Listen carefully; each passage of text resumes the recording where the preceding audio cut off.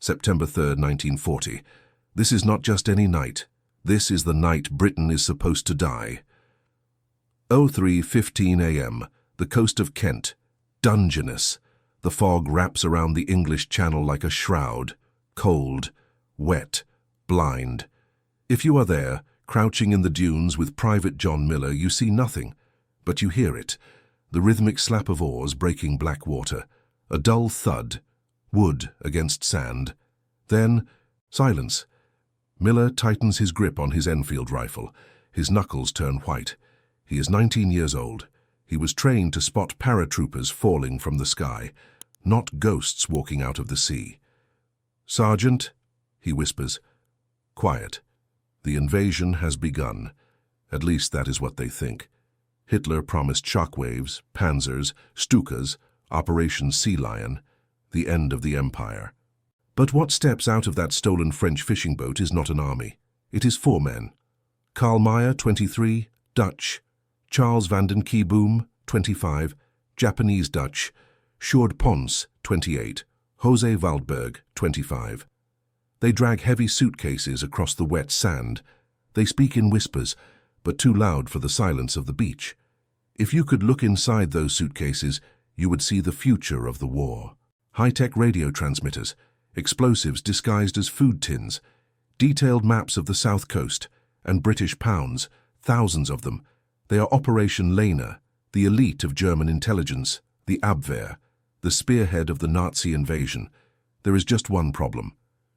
3:45 a.m. They stop on the beach. They look at their map. They look at their compass. They argue. They have no idea where they are. Hitler's elite has been dropped on the wrong beach, carrying British currency that is out of circulation, wearing clothes that look like theatrical costumes. One of them is carrying a German sausage in his pocket. Tension. Miller, up in the dunes, doesn't know they are incompetent. He only sees silhouettes, enemies, 200 meters from home. "Fire?" Miller asks. The sergeant hesitates. That hesitation changes history. If he fires, 4 bodies drop on the sand. The Admiralty reports, "Incursion repelled." Germany sends 4 more, and 4 more, until one group gets through. But the sergeant doesn't fire. He waits. 06:00 a.m. The sun rises grey and weak. The 4 spies split up. Meyer walks to the village of Lyd. He enters the Rising Sun pub. He slams his hand on the counter. "Cider," he demands, thick accent. "And champagne." The landlady, Mabel Cole, looks at the clock on the wall. She looks at the strange man. She looks at his boots, still caked with fresh sea sand. "It's 9 in the morning, love," she says. "We don't serve alcohol now." Meyer blinks. In Germany, you drink when you want. He didn't know. The spymaster forgot to teach him the British Licensing Act of 1940. Mabel smiles. She goes to the back room, and she calls the police. 2 worlds collide in that moment, not with an explosion, but with a phone call. Hitler's invasion wasn't stopped by a tank. It was stopped by a pub landlady in Kent. They didn't know it yet. Miller in the dunes didn't know. Mabel didn't know. But those 4 incompetent men carried the most dangerous secret of the war. Not in their suitcases, but in their minds. They were the key to locking Britain's door, if MI5 was smart enough not to hang them immediately. September 1940, London, MI5 headquarters. To understand why a drunk spy matter, you have to understand the fear. Look at the map on the wall of Brigadier Harker's office. Europe is gone, France fallen, Poland gone, Belgium gone, Holland gone. Everything is grey, Nazi grey. Except for one small island, the numbers of despair. We talk about the Battle of Britain as a heroic stand. But look at the numbers Harker is looking at. 250 Aussadern German troops massing in Calais. 2 Aussadern barges waiting to cross. 1 500 Luftwaffe bombers priming their engines against them. The Home Guard, old men with broomsticks, boys with hunting rifles. Arthur Williams, 52, a postman from Sussex. He carries a rusted WWI pistol with 3 bullets. "If they come," he tells his wife, "I shoot 2 Germans. The last one is for me." There are a million Arthurs, brave but doomed. The problem, Britain is blind. MI5 knows the invasion is coming, but they don't know where. Dover. Brighton? Portsmouth? Scotland? If they defend Dover, Hitler lands in Portsmouth. If they defend Portsmouth, Hitler takes London in 3 days. They need eyes inside the German High Command, but they have none. Every British agent in Germany has been captured or killed. The traditional solution. Usually when you catch spies like Meyer and Waldberg, you follow protocol. Interrogate. Trial. Execution. It's clean. It's justice. It sends a message. Captain Robertson of MI5 sits in a smoky room. He looks at the file of the captured spies. Operation Lena. He sees the incompetence, the sausage, the cider, the wrong currency. They are idiots, an officer laughs. Hang them and be done with it. Robertson doesn't laugh. He stares at the radio transmitter confiscated from Waldberg. It's a beautiful piece of engineering, capable of reaching Hamburg directly. They are idiots, Robertson agrees, but Hamburg doesn't know they've been caught. The spark. A thought forms. Dangerous, radical, maybe treasonous. What if we don't hang them? What if we let them keep transmitting? What if Arthur Williams doesn't have to use his last bullet? What if we can tell Hitler exactly what we want him to hear? Robertson looks at his team. Don't execute them yet. Sir, put them in a cell, give them tea, and bring me that radio. The clock is ticking. Operation Sea Lion is days away. Britain needs a miracle. Robertson just found 4 of them. But turning a Nazi spy into a British weapon isn't just about tea. It requires breaking a man without touching him. And not every spy breaks. Some pretend to break. And that is the most dangerous game of all. September 1940. Wormwood Scrubs Prison. Block B. John Masterman isn't a soldier. He is an Oxford professor. He plays cricket. He writes novels. But right now he is the only man standing between survival and catastrophe. He stands in a cold cell, looking at a terrified German agent. This is the impossible idea taking shape. The proposal. It started in a basement meeting room 2 days ago. Smoke, stale coffee, desperation. We execute them, the military liaison insisted. Standard procedure.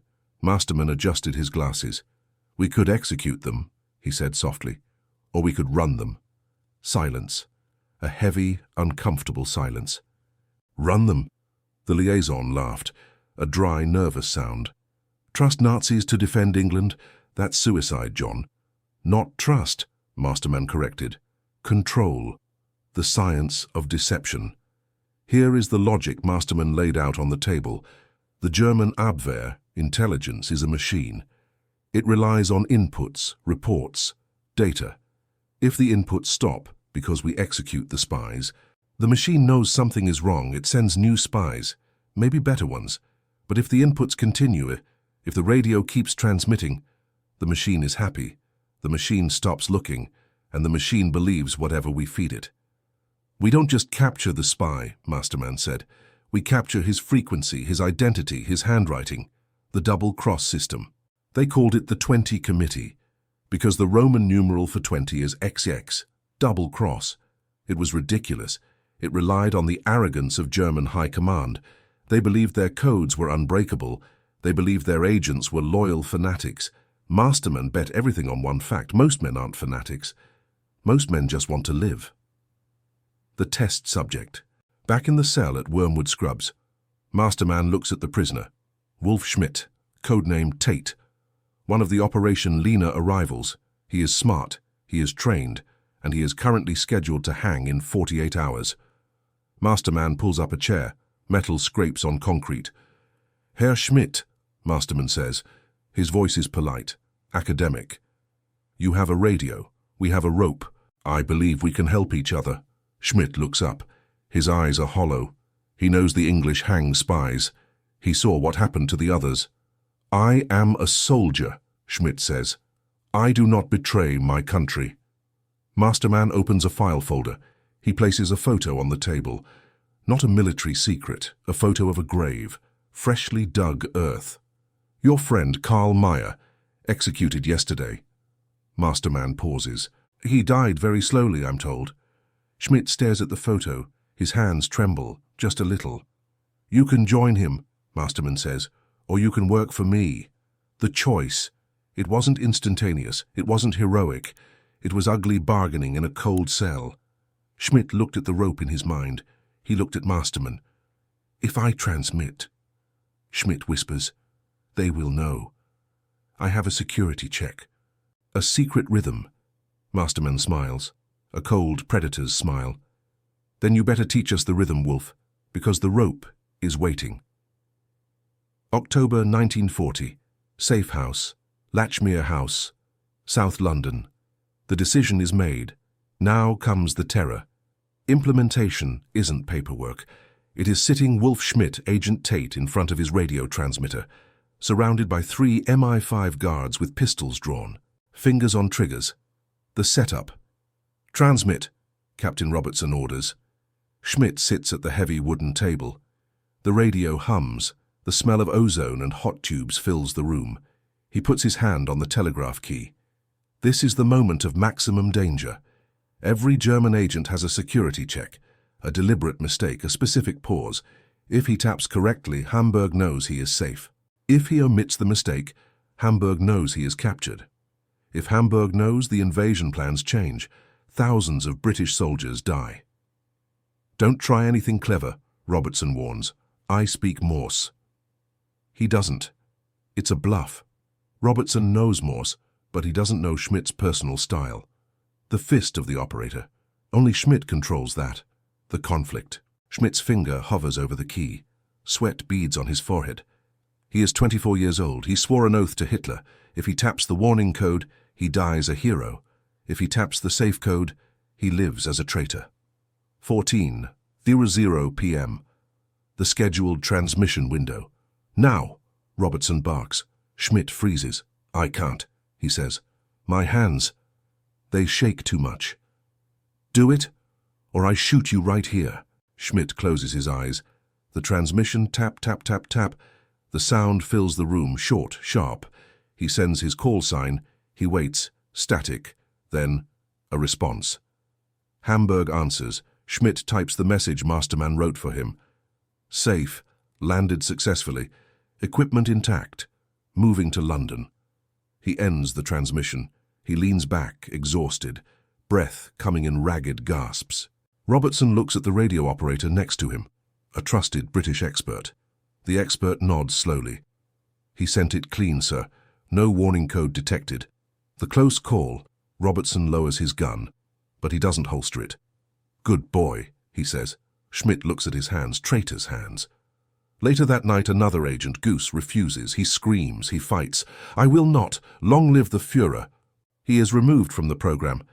2 weeks later, he is executed at Pentonville. The double-cross system isn't a game.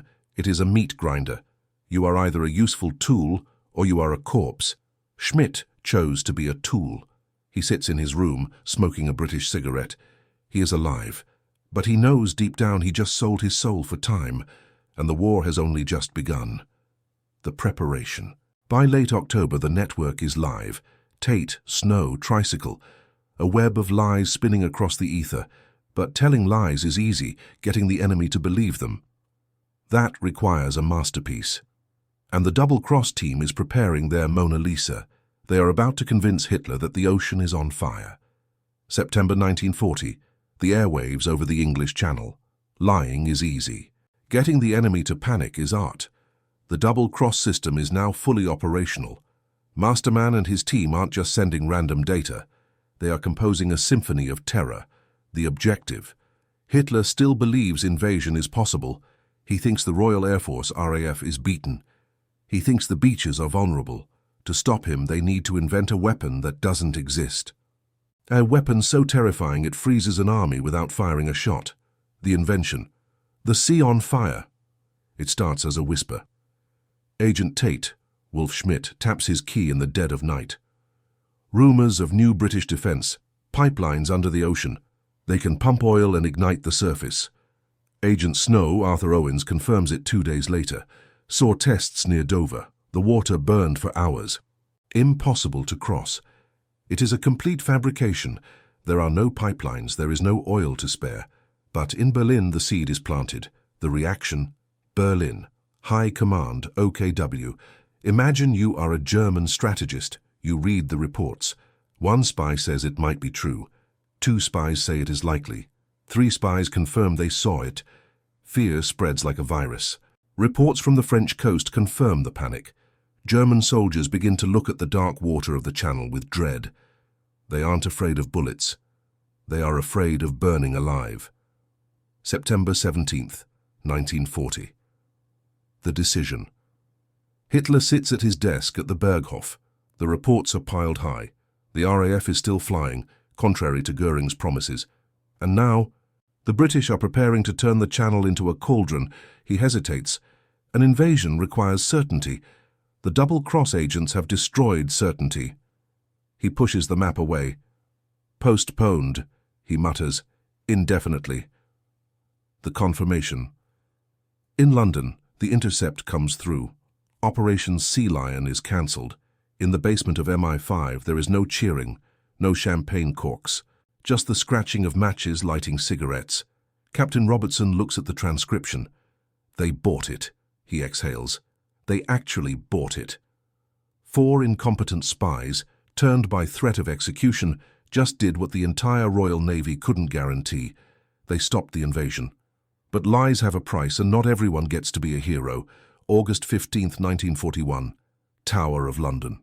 We talk about the cleverness of MI5, the genius of mastermen. We celebrate Tate and Snow. But we must look at the empty chair. Because victory is never clean, and for the double cross to work, some men had to die to make the lies look real. The one who failed. Josef Jacobs. 32 years old. A dentist from Luxembourg. Drafted into the Abwehr. He wasn't evil. He was just unlucky. When he parachuted into Huntingdonshire on January 31st, 1941, he didn't land softly like the others. He hit the frozen ground hard. Snap. His ankle shattered. He lay there for hours, freezing. In agony, he fired his pistol into the air to attract attention. Not to fight, to be saved. 2 farmers found him crawling in the mud. He was captured. The cold calculation. MI5 interrogated him. Masterman looked at his file. Could he be turned? Could he be another Tate? The answer was a cold, bureaucratic no. He was injured. He was compromised. He was useless to the system. And if you are useless to the double cross, you are a liability. 07, 12 a.m., the rifle range. Jacobs is brought out. Because of his shattered ankle, he cannot stand. They bring a simple Windsor chair. They sit him down. He asks to write a final letter to his wife. Granted. He asks to keep his spectacles on. Refused. They pin a white target over his heart. The human detail. 8 Scots Guards form the firing squad. They are young. Their hands are cold. This isn't combat, this is slaughter. Jacobs sits straight. He doesn't beg. He looks at the morning fog. Perhaps he thinks of his dental practice, or the coffee in Luxembourg. Ready. Present. Fire. 5 bullets hit the target. The chair tips backward. The statistic. Joseph Jacobs became the last person ever executed at the Tower of London. 1 dead man. Why does he matter? Because his death proved the British were serious. It showed Berlin that their agents were being caught and killed. It gave credibility to the ones who weren't killed. Tate lived because Jacobs died. The lie worked because the blood was real. 150 victims. By the end of the war, the British would execute 16 spies. Others disappeared in prisons. Some committed suicide. We focus on the cleverness. But the foundation of the double cross wasn't ink and paper. It was bone and lead. Jacobs sits in that chair forever. A silent reminder that in the game of spies, useless is a death sentence. June 1944. 4 years after the beaches of Kent, war evolves. In 1940, the double-cross system was a desperate shield, held together by glue and panic, trying to stop an invasion. By 1944, it had become a sword, and it was about to deliver the deadliest strike in military history, the evolution of the lie. The incompetent spies of 1940 were gone or dead. The network was now a finely tuned orchestra, conducting a symphony of lies. The goal was no longer survival. It was overlord, the invasion of Europe. But the Germans knew the invasion was coming. They had the Atlantic Wall, they had Rommel, they had the Panzers waiting to push the Allies back into the sea. So, the 20 Committee had to do the impossible again. They had to convince Hitler that the invasion force of 150,000 men, 7,000 ships, and 12,000 aircraft was a distraction, the Phantom Army. If you walked through the fields of Kent in May 1944, you would see a massive army. The 1st United States Army Group, FUSAG, General George S. Patton was in command. You would see hundreds of Sherman tanks lined up in rows. You would see artillery pieces pointing toward Calais. You would hear the constant chatter of radio operators coordinating movements. But if you walked closer, you would see the tanks were made of rubber, filled with air. The artillery was wood. The radio chatter was 2 men in a basement reading scripts. It was a ghost army, designed to be seen by the Luftwaffe, designed to be heard by the Abwehr. And the voice of this ghost army was one man, Juan Pujol Garcia, codename Garbo, the man who played God. Garbo wasn't like Tate or Snow. He wasn't coerced. He was a genius of fiction. From a small office in London, he created a network of 27 sub-agents, a Venezuelan student, a KLM pilot, a Welsh nationalist. None of them existed. Garbo invented them all. Their handwriting, their personalities, their expenses, and Berlin believed every single one of them. June 6, 1944, D-Day, the high stakes. The Allies land on Normandy, Omaha, Utah, gold, Juno, sword. The beaches are a slaughterhouse. Men are dying by the thousands, but the battle isn't decided on the sand. It is decided in Berlin. Hitler has the 15th Army and the Panzer divisions in reserve at Pas-de-Calais. If he moves them to Normandy, the Allies are crushed. The invasion fails. Eisenhower has a resignation letter already written in his pocket. The Germans are panicking. Is this the invasion? Garbo sends a message. 3:00 a.m. June 9, 1944, 3 days after the landing. This is the most important radio transmission of the 20th century. The present attack, Normandy, is a large-scale diversionary operation. The real attack is coming at Pas-de-Calais. Do not move the reserves. The pause. In Berlin, the message lands on the desk of Field Marshal Keitel. He trusts Garbo. Garbo has been loyal for years, or so they think. Hitler reads the assessment. He looks at the map. Normandy is burning. But Calais is where Patton is waiting, the ghost army. Hitler slams his hand on the table. Hold the 15th Army, he orders. Wait for the real invasion. The result. The Panzers sit idle. While Allied troops secure the beachhead, the German tanks that could have destroyed them are parking in Calais, waiting for an enemy made of rubber and air. They waited for 2 weeks. By the time they realized the truth, it was too late. The Allies were in France to stay. General Eisenhower later said, Garbo is worth an entire armored division. But consider the human cost of that success.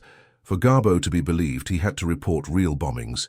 He had to give real coordinates. British civilians died in London V-1 rocket attacks so that Garbo could maintain his credibility. Masterman and his team had to calculate how many dead Londoners is a successful D-Day worth. The math was brutal, but the math won the war. May 1945. Berlin is falling. The war ends. The transmitters go silent. The double-cross system is dismantled. The files are locked away in MI5 archives, stamped top secret. But what happens to the men who lived the lie? The fate of the agents. This is where the story usually ends with medals and parades, but spies don't get parades. Wolf Schmidt, Tate, the man who was saved from the rope in Part 3. He transmitted for 5 years, over 1,000 messages. By 1945, he was the longest-serving German spy in Britain. The Nazis loved him. They awarded him the Iron Cross, First Class. They sent it via radio. He was technically a Nazi hero, but Wolf Schmidt no longer existed. He had become Harry Williamson. MI5 offered him a choice. Go back to Germany or stay. Go back to a ruin, to a country that would execute him as a traitor if they knew. He stayed. He became a British subject. He worked as a photographer for a local newspaper in Watford. He paid taxes. He married. For 40 years, his neighbors had no idea that the quiet man next door was the reason the invasion of 1940 failed. He died in 1992. The Iron Cross and the British citizenship papers were in the same drawer. 2 lives, 1 man, Juan Pujol Garcia, Garbo. He faked his own death in 1949, moved to Venezuela, ran a gift shop. He lived in obscurity until 1984 when a writer tracked him down. He was brought to London. Prince Philip shook his hand. He visited the American cemetery at Normandy. He walked among the white crosses, thousands of them. He fell to his knees and wept. "I did my best," he whispered to the dead. "I did my best to save you." The modern legacy. Why does this story matter in 2025? Because the double-cross system invented the modern world of information warfare. Look at your phone. Look at the news. Cyber warfare. Deepfakes. Bot farms. The Russians. The Chinese. The Americans. They are all studying John Masterman's playbook. The technology has changed. Instead of Morse code, we have algorithms. Instead of rubber tanks, we have AI-generated video. Instead of radio scripts, we have social media campaigns. But the principle remains the same. It is not about who has the biggest gun. It is about who controls the narrative, the final reflection. In the end, the secret of 1940 wasn't a weapon. It was the understanding of human nature. Masterman knew that people and dictators believe what they want to believe. Hitler wanted to believe the British were weak. They fed him weakness. Hitler wanted to believe the invasion was at Calais. They fed him Calais. The British spies didn't outfight the Nazis. They outthought them. Epilogue. Somewhere in a dusty file in Kew Gardens, there is a transcript of Tate's last message from Hamburg, May 2nd, 1945. The German operator in Berlin is saying goodbye before the Russians break down the door. All is over. Good luck. Tate tapped back. Good luck. 2 enemies, connected by a wire. Both survivors of a war fought in the shadows, and then the signal cut to static. Forever.